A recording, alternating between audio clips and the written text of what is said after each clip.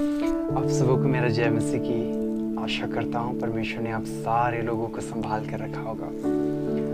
आज फिर से एक और बार आपके सम्मुख में परमेश्वर के कलाम को लेकर आया हूँ और आज का टॉपिक है खुदा से आशीष नहीं पर उसकी उपस्थिति मांगे। ये टॉपिक आज परमेश्वर ने मेरे जीवन में दिया, जिसका बाइबल वर्स देख सकते हैं कि मत्ती 7:7 में इस प्रकार से लिखा गया है कि मांगो तो तुम्हें मिलेगा, ढूंढो तो तुम पाओगे और खटखटाओ तो तुम्हारे लिए खोला जाएगा। मेरे प्रियो, मैं आप सारे लोगों को बताना चाहता हूँ कि कई बार ऐसा होता है कि हम हमारे जीवन से सिर्फ और सिर्फ संसार की चीज़ों को एज अ ब्लेसिंग्स के तौर पे हम परमेश्वर से मांगते हैं। मुझे ये चाहिए, मुझे वो चाहिए, मुझे वो चाहिए। जब कोई व्यक्ति परिस्थिति में गिरता है और ऐसा परिस्थिति में गिरता है कि उसके पास कोई रास्ता नहीं होता मांगने के अलावा, लेकिन मैं बताना चाहता हूँ हम खाली संसार की चीज़ों को मांगते हैं। प्रभु मेरे पास ये नहीं है, मेरे पास वो नहीं है, मेरे पास वो नहीं है। कितने लोग ऐसे हैं जो वास्तव में यदि उनके पास कुछ भी नहीं है, यदि आपके पास कुछ भी नहीं है तो आप कहते हो परमेश्वर मुझे आपकी उपस्थिति चाहिए, दैट्स इट। आप मुझे आशीष दो ना दो। याद रखिए मेरे प्रियो, जो कोई भी ऐसा है जो सबसे पहले परमेश्वर की उपस्थिति को मांगता है, बाद में आशीषों को मांगता है, याद रखिए सबसे पहले परमेश्वर अपने आप को उन पर उंडेलेगा, अपने आप को उन पर रिवील करेगा और अपनी जो आशीषें हैं जो उनको लगनी है यहाँ पे पृथ्वी में रहते समय, उनको जो कुछ भी आवश्यकता है, मैं बताना चाहता हूँ परमेश्वर स्वयं उनका आशीष बनकर आ जाता है। मेरे प्रियो, याद रखिए मेरे प्रियो, मैं इसलिए ये बातें कह रहा हूँ क्योंकि कई सारे लोग आशीष को प्राथमिकता देते हैं, परमेश्वर को नहीं। हाँ, परमेश्वर है, ठीक है, लेकिन प्राथमिकता किस चीज को दिया जा रहा है?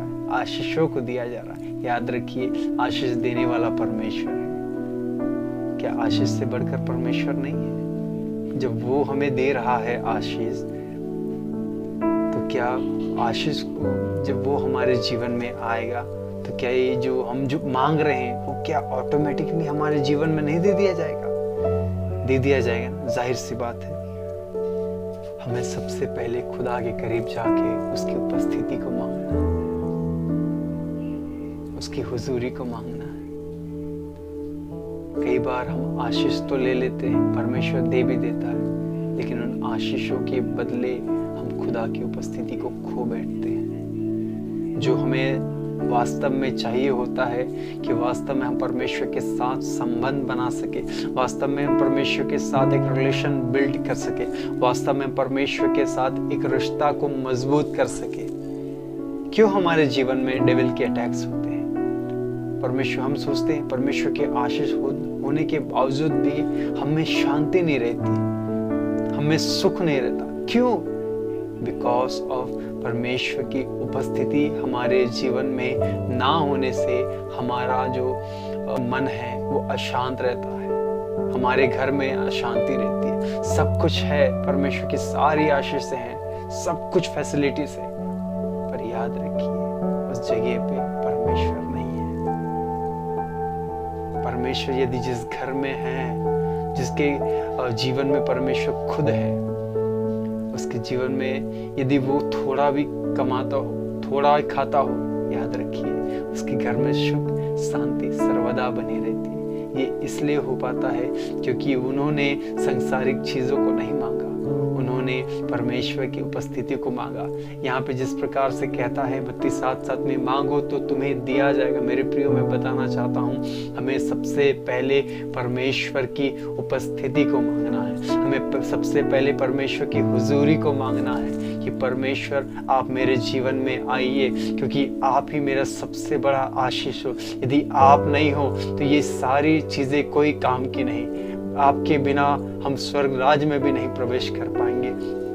यूहन्ना 14:6 कहता है, मार्ग सत्य और जीवन आप ही हो, बिना आपके द्वारा हम स्वर्ग राज्य तक कैसे पहुंच सकते हैं? यीशु ने कहा, कोई भी मेरे बिना उस पिता तक के नहीं पहुंच सकता।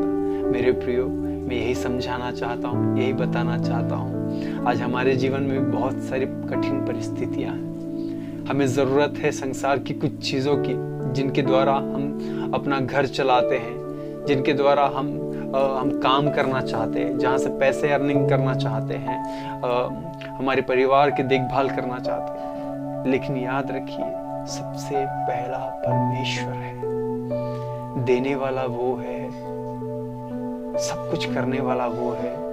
यदि हम खाली उसका उपयोग करेंगे, ये गलत है। परमेश्वर को उपयोग ना करें अपनी आशीष के लिए, बल्कि यदि हमारी आशीष जो खुदा ने दिया है, उन आशीषों को उपयोग करें खुदा के और करीब जाने के लिए। परमेश्वर भला है, वो हर एक को देखता है, हर एक के जीवन को देखता है। वो याद रखिए, यदि आपके जीवन में पवित्र आत्मा काम नहीं कर रहा, तो परमेश्वर से आज मांगिए, प्रभु मुझे पवित्र आत्मा से भर, मुझे अपने सामर्थ से भर, मुझे अपने रूह से भर, कि मैं तेरे लिए जीने पाऊं, तेरे लिए कुछ करके दिखाने पाऊं। परमेश्वर इन चीजों से प्रसन्न होता है। आप जैसे परमेश्वर के साथ रिएक्ट करेंगे, अब जैसे परमेश्वर के साथ व्यवहार करेंगे, परमेश्वर भी आपके साथ वैसा ही व्यवहार करेंगे। आपके बताने से पहले वो जानता है हमें किन चीजों की जरूरत है, इसलिए कहता है अंधे को बोल कि मैं तेरे लिए क्या करूं। अंधा कहता है हे रब्बी, यह कि मैं देखने लगूं। मेरे प्रियो, मैं यही बात आप सबको बताना चाहता हूं। जब उसने आपको बनाया है, तो क्या उसको नहीं पता है कि आपको किन चीजों की जरूरत है?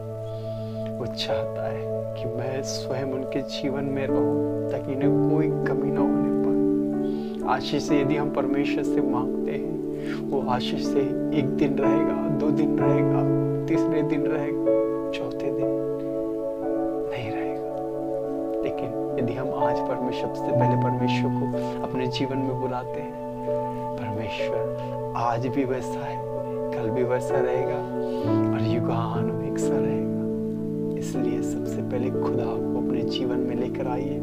जो खुदा हमारे जीवन में आ गया, उसके साथ साथ जो आशीषें हमारे जीवन में आ जाएगी, उन चीजों में कोई भी हमारे जीवन से रुकावट नहीं होगी, क्योंकि परमेश्वर स्वयं हमें बल देगा, हमें हिम्मत देगा, हमें ताकत देगा। आशीष आने से हमारे ऊपर घमंड आता है, ब्लेसिंग्स आने से हमारे ऊपर घमंड आता है। जब परमेश्वर हमारे अंदर आ जाएगा, जब परमेश्वर स्वयं खुद हमारे जीवन में रहेगा, वो अपना स्वभाव हमें बनाता जाएगा। और जब अपना स्वभाव हमारे जीवन में बनाते बनाते बनाते वो इस रीति से हमें बना देगा कि हमें आशीष से प्यार नहीं होगा, हमें सिर्फ खुदा चाहिए। हम सिर्फ खुदा को ही अपना सब कुछ मानेंगे, हम खुदा को ही अपना आशीष मानेंगे। मेरे प्रिय, मैं बताना चाहता हूँ, परमेश्वर आज भी आपसे प्यार करता है। अपनी आशीष खुदा को चुने, क्योंकि सारी चीजें उसी में है। क्योंकि कलाम पाक कहता है उसी की ओर से, उसी के द्वारा और उसी के लिए सब कुछ संभव है। देने वाला वो है,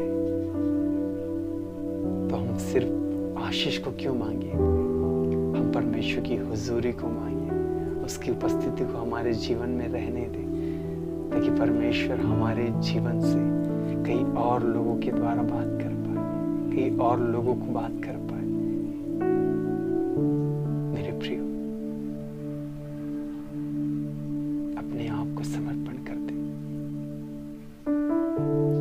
खुदा से कहे यदि तू देता है तो ठीक, नहीं देता है तो भी तू हमारा परमेश्वर ठहरेगा। जिस रीति से सदरक, मेशक और अबेदनगो ने कहा यदि वो बचाए तो ठीक, ना भी बचाए तो भी वो हमारा परमेश्वर ठहरेगा। ये विश्वास के साथ यदि हम परमेश्वर के करीब जाते हैं, परमेश्वर से मांगते हैं प्रभु हमें आशीष पहले नहीं चाहिए, हमें तेरी हुजूरी चाहिए, तेरी उपस्थिति चाहिए। जब तू हमारे जीवन में रहेगा ना, हमें कि किसी भी चीज़ की कोई कमी नहीं होगी, कोई घटी नहीं होगी, क्योंकि सारी चीज़ें तो तुझ में संपूर्ण है। मेरे प्रियो, अंत में ये बात मैं आपसे कहना चाहता हूँ, परमेश्वर आज भी आपके साथ है। हम मनुष्य हैं, हमसे गड़बड़ियाँ होती हैं, गलतियाँ होती हैं, पाप होते हैं, लेकिन याद रखिए आपके बाप को सब पता है, और वो बाप हमारा परमेश्वर है। उससे छुपाने की कोई ज़रूरत नहीं है। सारी चीज़ें हम उंडेल दें उसके सामने, क्योंकि उसको हमारा ध्यान है। परमेश्वर इन सारी बातों में आप सबको आशीष दे। जय मसीह की।